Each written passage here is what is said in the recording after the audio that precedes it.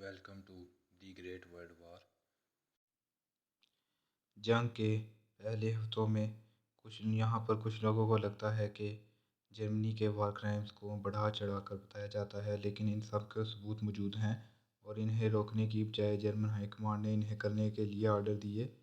German atrocities की story British papers में ज़्यादा थी, जहाँ पर प्रोपेगेंडा करने वाले आर्टिस्टोक्रेट जिसको एक दूर दराज कंट्री में मारा गया, इससे तो तवज्जो हटाकर एट्रॉसिटीज़ जो काफ़ी क्लोज बेल्जियम में हो रही थी इसकी तरफ लाना चाहते थे और इसे मॉरल वजह बनाई वार के लिए। इसने ब्रिटिश ट्रूप्स को मोटिवेट किया जब 23 अगस्त को जर्मन्स ब्रिटिश की तरफ बढ़े। पहली दफ़ा इस जंग में बैटल ऑफ मासेट में German high command British army को हफ्तों से करती रही और जो करती रही कि इन्हें सिर्फ पुलिस को भेजना चाहिए अरेस्ट करने के लिए, लेकिन ब्रिटिश आर्मी यूरोप की वाहिद रेगुलर और प्रोफेशनल आर्मी थी जो नंबरों में तो कम थी जर्मन से, लेकिन जर्मन के मुकाबले में काफ़ी प्रोफेशनल थी।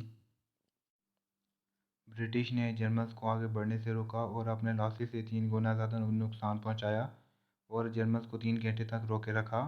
जर्मन हॉर्बिटर्स उसी आफ्टरनून को पहुंचे जिसके साथ ब्रिटिश आर्टिलरी कम्पीट नहीं कर सकती थी, सो ब्रिटिश पीछे हटना शुरू हुए और फ्रेंच के साथ पैरेलल हटे।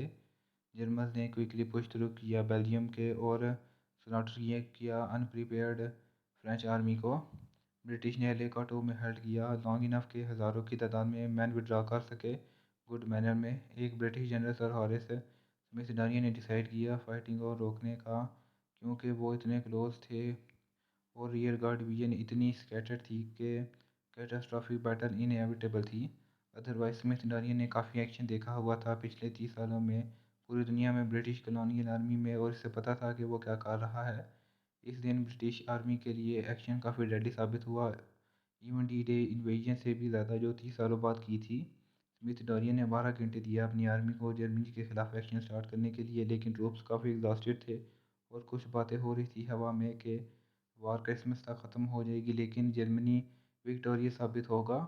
ईस्ट फ्रंट पर जर्मनी के लिए चीज़ें अच्छी नहीं जा रही थी, स्पेशली गम्बिनन की डिफीट के बाद जिसने जर्मनी को रिट्रीट करवाया। इसके बाद German chief of staff von मॉडके ने डिसमिस किया वॉन प्रेटविट्ज़ को और वॉन हिंडनबर्ग को रिटायरमेंट से वापस बुलाकर रिप्लेस किया।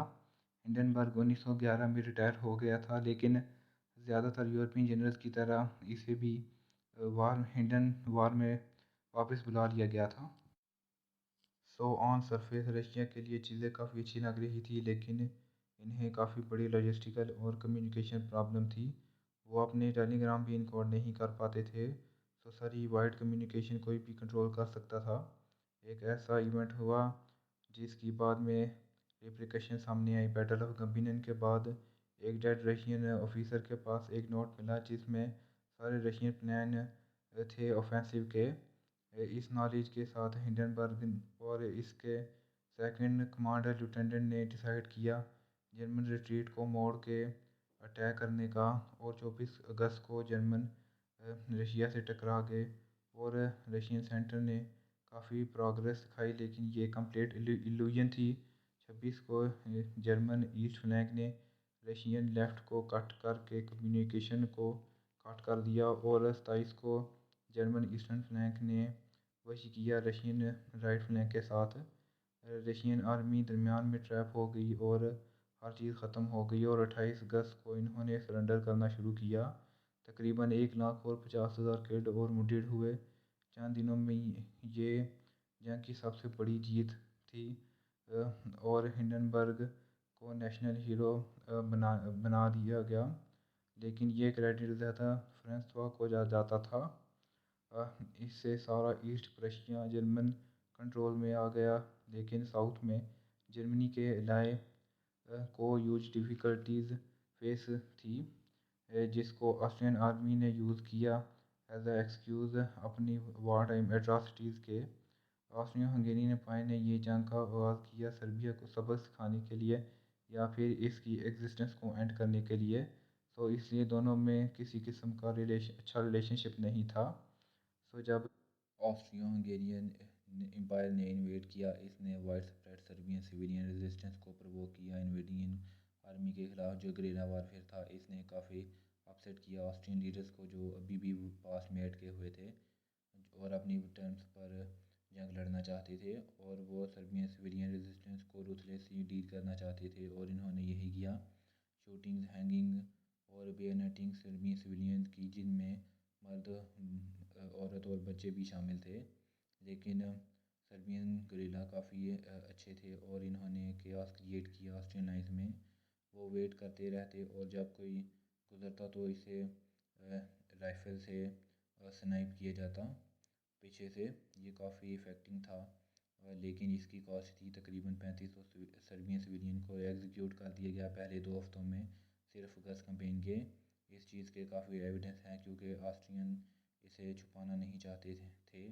In fact Austrian army chief of staff Conrad von Hotzendorf چاہتے تھے کہ لوگوں کو پنشمنٹ دکھانا، سو سویلین ایگزیکیوٹنگ کی تصویریں بنائی جاتی اور پبلش کی جاتی، ماس ایگزیکیوٹنگ اور ماس گریوز۔ سو یہاں پر ہم آپ کو یہ بتائیں کہ تقریباً 1 ملین بیلجیم اپنی کنٹری کو چھوڑ کر چلے گئے۔ سو اس ہفتے یورپ کے جتنے لوگ یہ سوچتے تھے کہ وار نہیں ہونی چاہیے، وہ اب اسے جسٹیفائی کرنے لگے کہ اگر جرمنی کو اب نہیں روکا گیا تو یورپی سویلائزیشن کو بچا نہیں پائیں گے ہم۔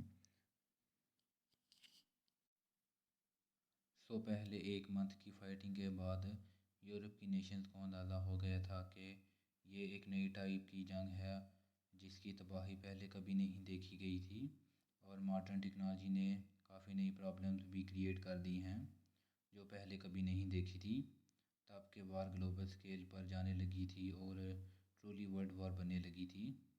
سو رشیا جو جرمنی کے خلاف اچھا نہیں کر رہا تھا، لیکن آسٹرین ہنگیرین امپائر کے خلاف کافی اچھی پرفارمنس تھی اس کی۔ رشیا نے آسٹرین ہنگیرین امپائر کو تقریباً 5 لاکھ سے لے کر 7 لاکھ ٹروپ سے آؤٹ نمبر کیا ہوا تھا، اور ایون مشین گنز اور آرٹلری میں بھی گریٹر ایڈوانٹیج تھا۔ آسٹرین ہنگیرین امپائر نے 2 کوئکلی وکٹریز حاصل کی سٹارٹ میں رشیا کے خلاف، لیکن یہ سب ٹیمپریری تھا، اور کانریڈ کافی اوور کانفیڈنٹ تھا اور اس نے کافی کمپلیکیٹڈ پلان بنایا ہوا تھا کہ رشیا کو ساؤتھ کی طرف موڑا جائے اور پھر سوئنگ اراؤنڈ کیا جائے نارتھ کی طرف۔ ہارزنڈورف ایک گلوریس امپائر بنانا چاہتا تھا جو افریقہ اور ایون مڈل ایسٹ تک ہو، لیکن وہ ایک ٹیریبل جنرل تھا پریکٹیکلی۔ اس نے فیکٹ کو اگنور کیا کہ رشینز ہیولی ری انفورسڈ ہو رہے ہیں نارتھ میں، اور ستمبر 1 کو رشیا کے پاس آسٹریا سے دگنے مین ہو گئے۔ رشیا نے لیمبرگ کو لے لیا، آسٹریا ہنگری کی بڑی سٹیز میں سے ایک، اور اس کو 3 کو پیچھے ہٹنے پر مجبور کیا کارپیتھین فوٹ ہلز تک ریٹریٹ کرنے کے لیے۔ ابھی تک کی جنگ آسٹریا ہنگری کے لیے ڈیزاسٹر ثابت ہوئی بیکاز آف اوور اسٹریچ اور انکمپیٹنس کی وجہ سے۔ رشیا کے لیے اپنی مشکلات تھی، آلدو اس کے پاس اینڈلیس سپلائی آف مین تھا، لیکن وہ اس کے فریکشن کو ہی فیڈ کر سکتے تھے اور کلاک دے سکتے تھے۔ سو آپ ڈرافٹ کو اوائڈ کر سکتے تھے ویرائٹی آف ریزنز کی وجہ سے، اگر آپ فیملی کے واحد کمانے والے ہیں۔ سو ارلی اگست میں سڈنلی 2 ملین رشین مردوں نے شادی کر لی۔ ماڈرن وارفیئر کی پرابلم ویسٹ میں بھی تھی، لیکن فرینکو برٹش ریٹریٹ سٹارٹ ہو گیا تھا۔ برٹش کمانڈر جان فرینچ نے کنسیڈر کر رہا تھا پیرس کے پیچھے ریٹریٹ کرنے کے تک۔ اس کو پتہ چلا کہ آخری بیلجین فورٹریسز فال ہونے کا، تو اس نے سوچا کہ ساری چیزوں کو ابنڈن کر کے سینٹ نظیر جو اٹلانٹک کوسٹ میں تھی وہاں تک ریٹریٹ کرنا چاہیے۔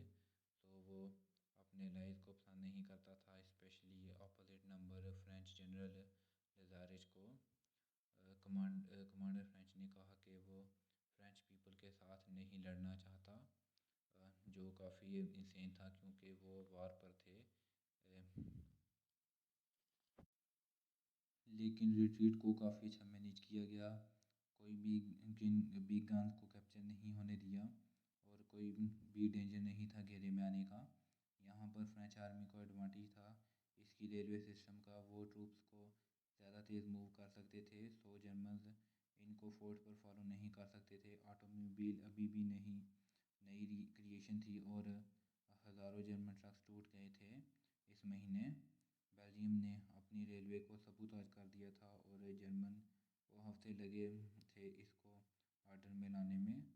جرمنز شلیفن پلان کو فالو کر رہے تھے، لیکن یہ 2 ستمبر کو یہ چینج ہوا اور وہ ویسٹ کی طرف جانے کی بجائے ایسٹ کی طرف موو کر گئے، کیونکہ اچھے ڈیفینس کی وجہ سے ایک جرمن آرمی کو لینزا ریچ گائز میں روکا اور فورس کیا ساؤتھ ایسٹ کی طرف، اور دوسری کو اسٹرانگ برٹش ریزسٹنس فیس کرنا پڑی تو سویپ کو ابینڈن کرنا پڑا۔ لینزا ریچ ایک کافی کاشیس جنرل تھا اور اسے پر کافی پریشر تھا اس کے سپیریئر کی طرف سے کہ وہ کاؤنٹر اٹیک کرے ریٹریٹ میں۔